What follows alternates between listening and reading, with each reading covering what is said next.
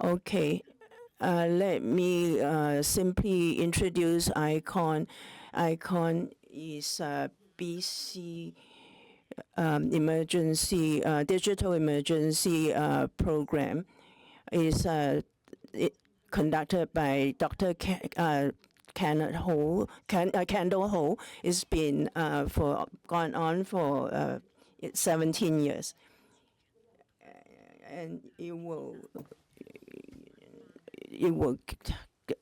give to multicultural community patients and the family, giving everybody the chronic education, prevention, and self-management, and through the health webinar and also using online information, it can increase the patients knowing the management and also the lifestyle and also prevent and reduce the risk.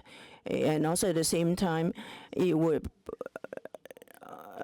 promote communication between community members and health professional, and also optimize the people's knowledge of digital information and improve their life quality.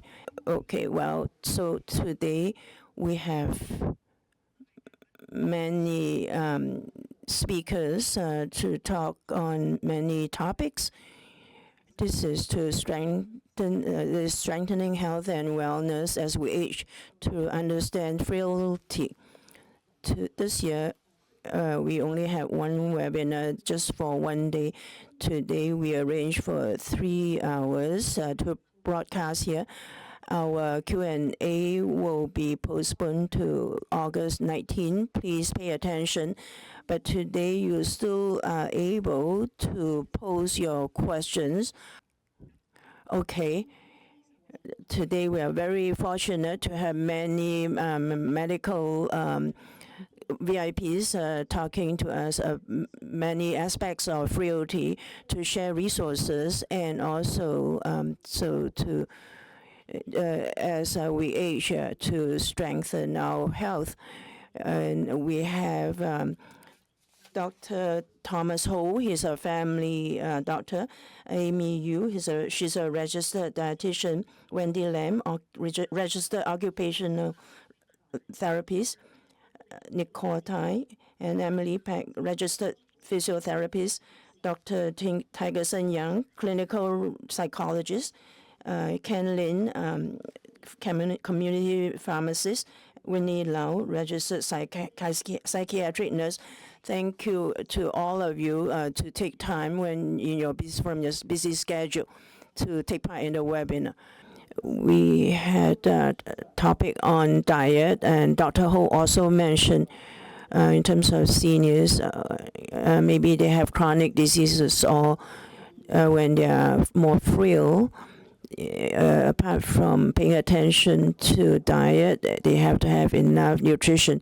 We have to be careful not to let us fall, because after a fall, it would affect our overall health, our function, and movement. Today, we are glad to have Wendy Lam, registered occupational therapist, to talk about fall prevention and home safety in seniors. I know she's got a lot of information. Wendy has got many questions for everyone, but because of time constraint, we cannot do the polling individually. When she shows you the questions, you can think about her question, give it a thought, and see how you're going to be answering. People who are on site, you have already been provided with the questions. Okay, thank you, Wendy. Thank you for taking time to talk to us in this webinar. Thank you, everybody. Today, we'll talk about home safety and fall prevention in seniors. First, I have to thank ICON for re-inviting us back. And also, today, I'm hoping to reach this objective on this webinar, to understand the medical, physical, and psychological risk factors of falls, and also to identify common fall hazards, and also look at any modification, home modification to improve safety. And once you fall, how do you deal with it? The World Health Organization says fall is defined as an event which results in a person coming to rest inevitably on the ground or floor or other lower level. It could be more serious and less serious. Let's look at the poll. Just give it some thought. In Canada, an older adult falls about every 30 minutes. Is it true or not, or false? And in terms of falls, give it a thought. What's the percentage would cause hip fracture?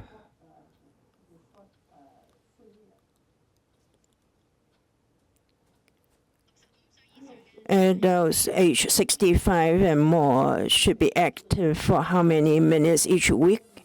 How many minutes of exercise?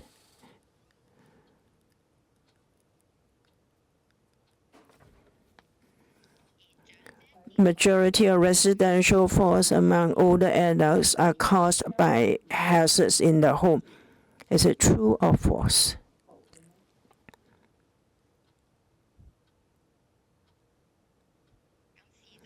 Physical activity has been shown to be effective in reducing an individual's risk for a fall. Is it true or false? Let's think about it, see whether there are any answers for you. Okay. Actually, it's true. In Canada, seniors getting injured mostly is because of a fall. Actually, 20 to 30%, they would have fallen in a year. In terms of falls, about 95% would cause hip fractures or other more serious hospitalization. About 40% will have to be hospitalized or go to a senior's home. And 30% would increase frailty or may even be dead. Actually, is pretty high. 83% in the community would have falls, and only 70% happen in the facility-based care. So this could be serious or maybe less serious. In other words, every 30 minutes there will be one person falling, going to a hospital. Actually, it's pretty high. That's good news. Is falls are preventable. Actually, we have to understand what are the risks. The main, you have to think about your history, your health history, past history of falls in the past, in terms of age, whether you're getting more advanced, and activities of daily living, whether any difficulty in movement. Also in terms of your medical and psychiatric comorbidity or weakness and gait and balance difficulties.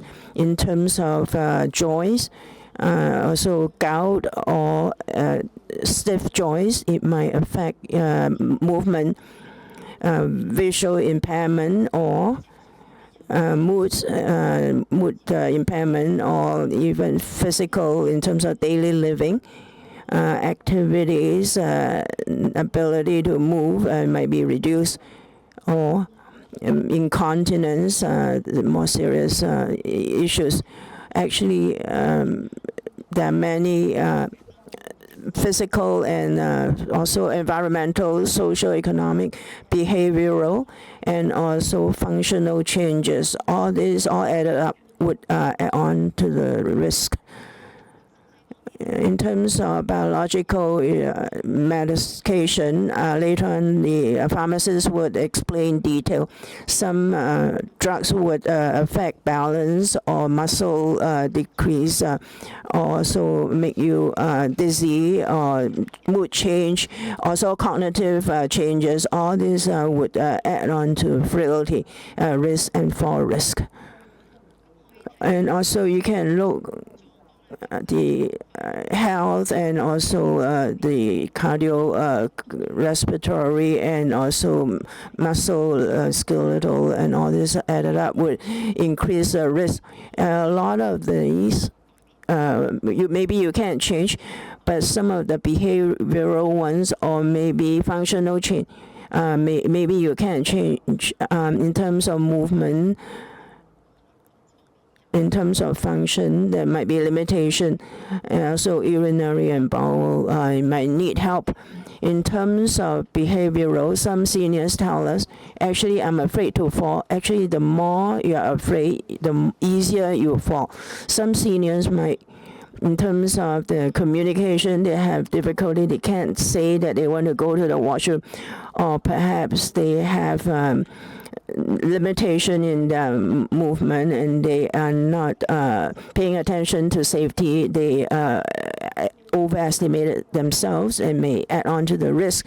And also other factors like misuse of medication or using assistive devices that are not appropriate, or wear not appropriate footwear or clothing, or poor nutrition.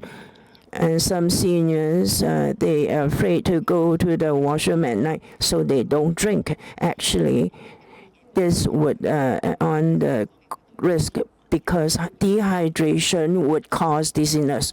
So you have to think about it and pay more attention. Actually, socioeconomic risk factor, also the senior must pay attention. Maybe the living condition is poor, no friends or family to help, no one taking care. So they may have to go out. In terms of communication, is not convenient. And in Canada, maybe environmental, there's rain and snow, so the risk might be increased going out for grocery shopping. Maybe at home, in terms of environmental, maybe there's some cluttered stuff, no railing, and the floor is not tidy up. So this might add on to the risk. Environmental, there are other factors, wet floor or something spilled and is not cleared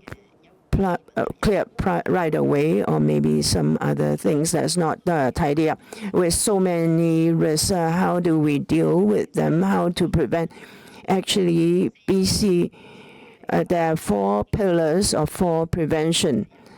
First is exercise. Second is medication, and also home safety and vision. First, we talk about exercise. Actually, exercise is the biggest, the most effective way to prevent falls. You have to take part in this safety training courses to train your muscle function and balance. If you don't know, you can call 811 to find out what activities in the community might be helpful. Also, there might be some assessors in the community might do a course for you that suits your purpose. People who like to go online, actually you can do exercise at home.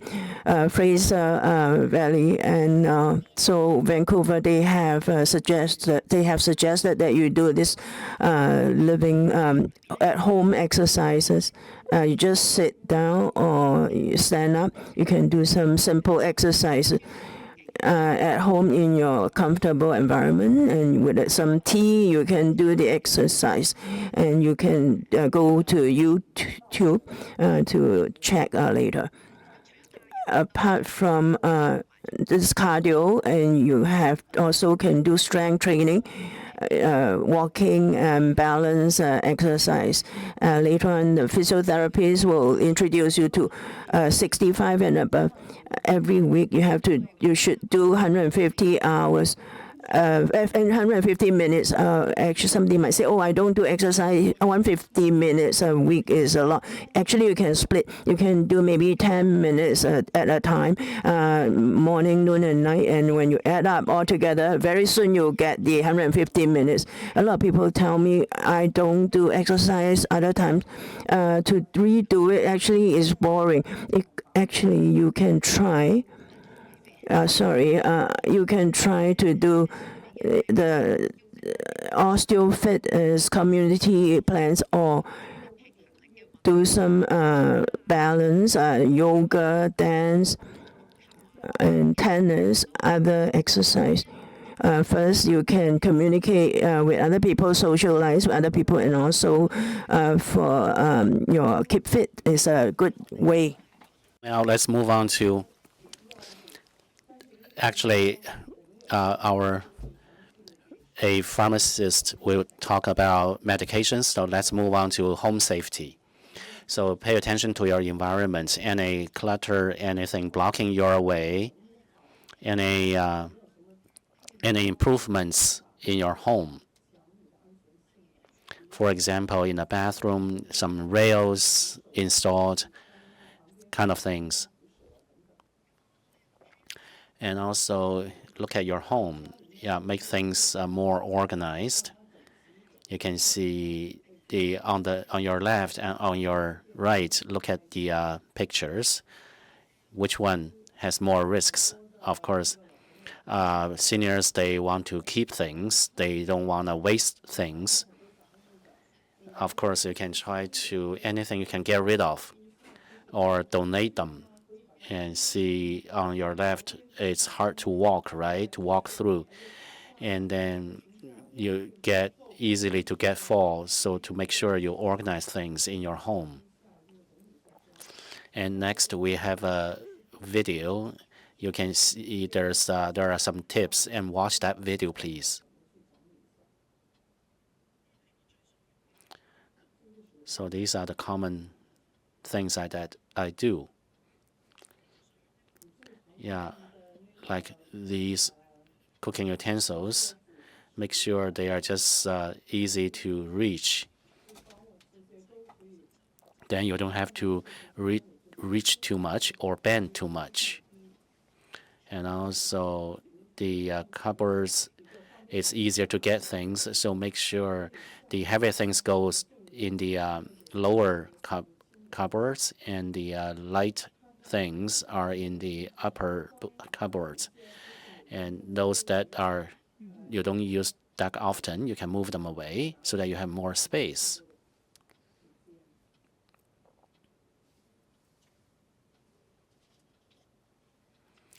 And in the lower cupboards, you can move some things which you often use to the upper cupboard. Then it's easier for you to get them. Or something you eat quite often, then you also move up to the counter so that it's easy for you to reach them.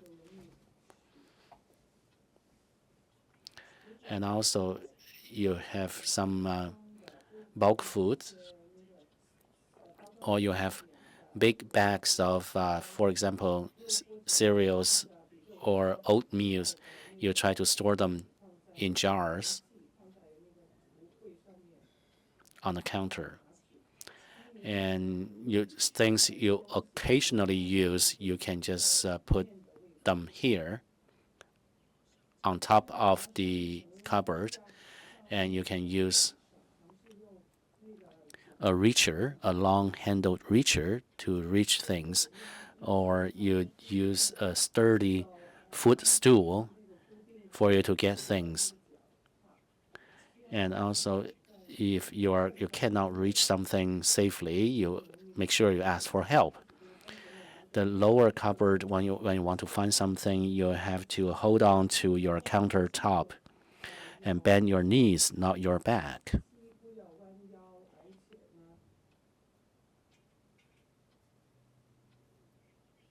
If we want to renovate your kitchen, you make sure you can install things like this. And when you want to make the kitchen clean, you try to not to use wax and other similar stuff, and also remove any water and avoid bending. Use long spoon and also the rugs, remove them because don't it's easier for you to get fall. And then also the cleaning products, make sure they are within your reach. And then make sure you have firm soles with closed toe. And also you need more light. You can try to improve lighting.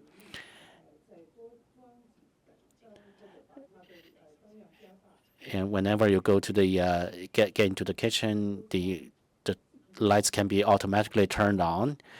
And consider kitchen layout, and put something just on top of the kitchen table. If you have your cane, and then do you have enough room space for you to turn around? And also kitchen door, and make sure it's always accessible, and to tidy up things in your kitchen, and to avoid your fall risks, and to prevent your falls. And then you start with your daily living.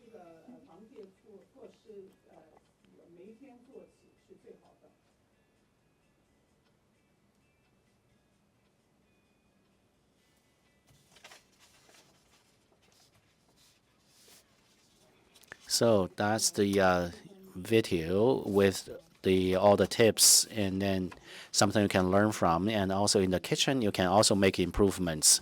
Just now we mentioned the rails in your bathroom. Maybe we can use the towel rack. That's not a good idea because these racks, it's cannot hold on. It's hard for them using the rakes to carry the weight. So how do we do that? So this vertical rail, it's 18 inches long, and then it can be suitable for people with different heights. Don't put it too high or too low.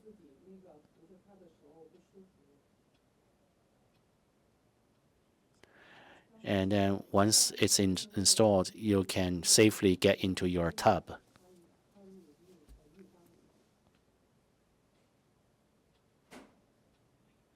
When you're in the tub, when you want to get up, it's not that easy. When there's a rail, it's easier for you to get up. So you have a rail there, and then that goes diagonally, and then it's easier for you to hold on to. And then once you have the rail installed, you can use that to help you get out of the tub. And then with that rail, you can also do shower. Make sure you have a small rug there, and then to avoid the soap bubbles.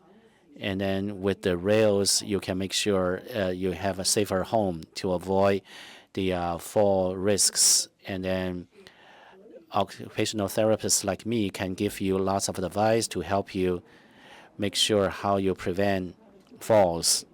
So make sure you try those prevention measures to make sure your home is safe.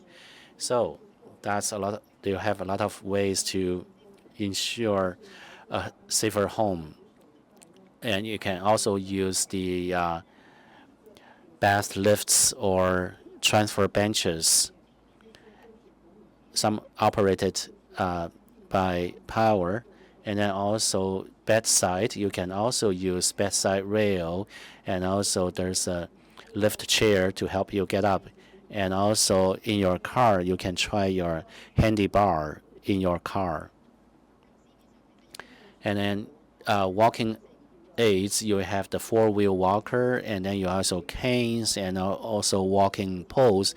So you can ask help from your registered occupationalist. You can also borrow from the Red Cross. You can call 811 to make your inquiries. Other than that, there's hip protectors. It's like pants. You just put it on, and then when you do have a fall, it can give you more protection to reduce your risks of hip fractures. And when it comes to shoes, well, usually you go to dollar store to buy some shoes, but they're not that good. And you make sure when you buy shoes, make sure the shoes have the top, have the sole, and also make sure the heel is ideal, and also with the padding.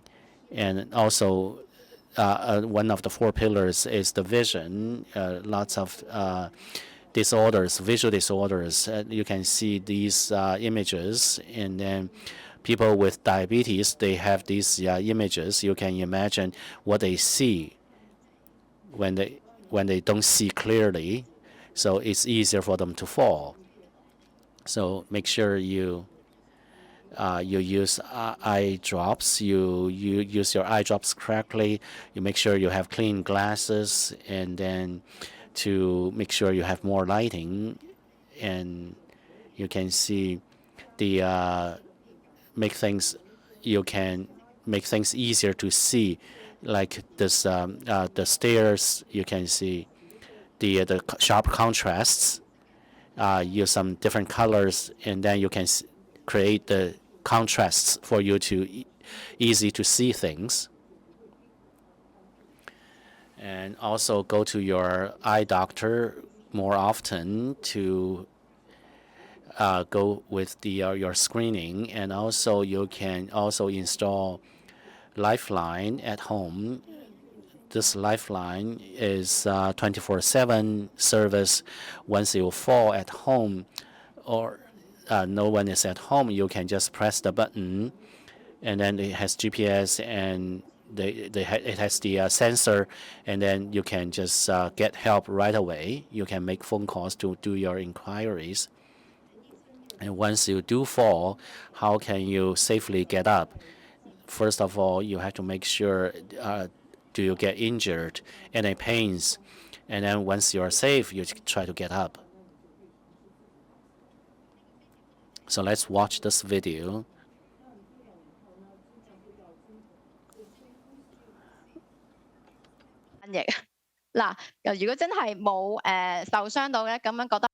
So if you make sure you are not injured, and then you can slowly get up, and you are like this, and then your hands and legs are on the floor, and make sure you find a secure place, a sofa, a chair, and then you use your hands to support, and then you find the strongest leg to get up, and then slowly you turn around, and then you can sit fully in the couch. Once you are calm enough, and then you try to contact your family doctor about your fall, because you take into consideration your future risks. So you need an assessment. And the next slide. Yeah, there are lots of community resources available.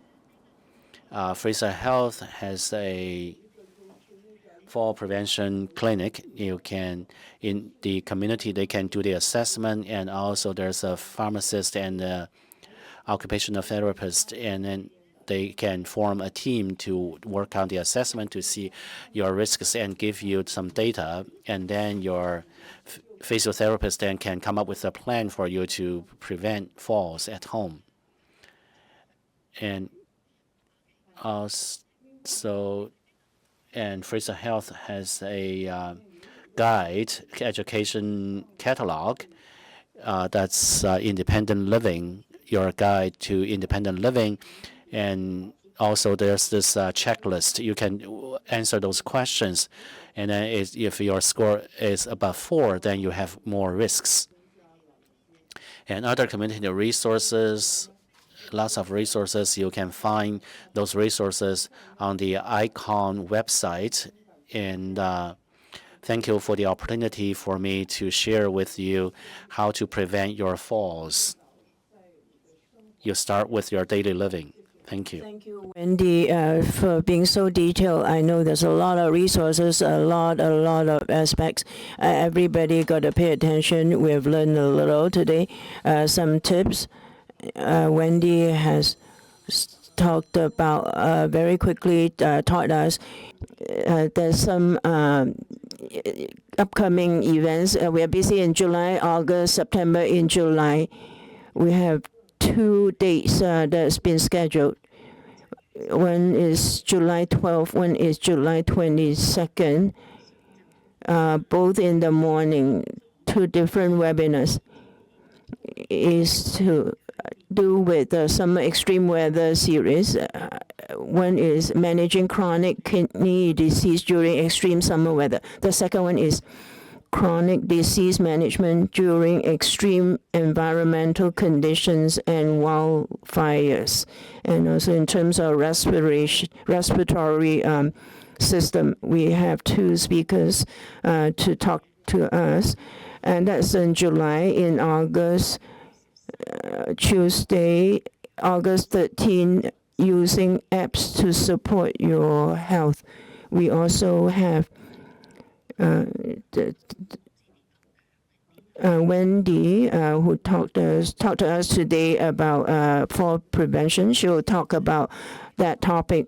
And on August 19, we go back to today's Q&A session. If you have any questions, you can write them and send them to us. We will arrange for speakers to answer all the questions raised. And in September, that's our annual the Success Health Fair. That's on September 15 on a Sunday. It's an all-day activity. ICON arranged for 2 speakers. One is specialist doctor to talk about chronic pain management, and the other speaker is family doctor to talk about using apps to support your health. I hope you all will pay attention. And your way of contacting us, there are many ways. You can see those on the screen. Keep in touch with us if you are subscribing to our the newsletters. You can join in this email correspondence. There will be, when there's a webinar or other activity, you'll be informed directly. ICON, thank you very much to the Patient as Partners Initiative support, and also we are thankful to our community partners. Thank you to our media partners. Thank you to all the viewing hubs community partners. Lastly, we are also very grateful. Thank you to our speakers today, including Dr. Ho, Amy Yu, etc. Lastly, we have to thank all our several interpreters behind the screen doing the interpretation for us, Shiny, Susan, Linda, Adam, and also thank you, MB Interpretation Services. And hopefully next time when we have the webinar, we'll meet with you again.